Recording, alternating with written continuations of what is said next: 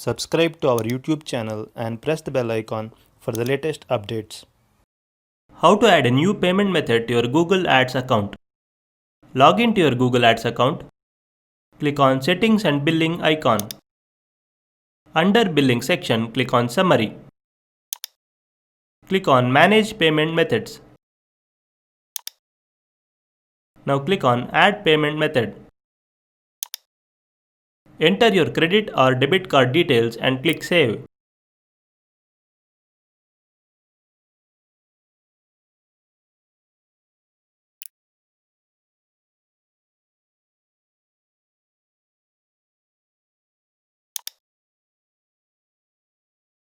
As you can see, your new payment method has been added. You can set the new card as your primary card or as a backup card for making the payment. Let us set this card as a backup card.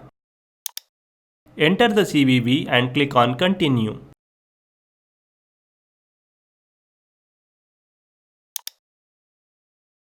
You are asked to make a small payment from your new card.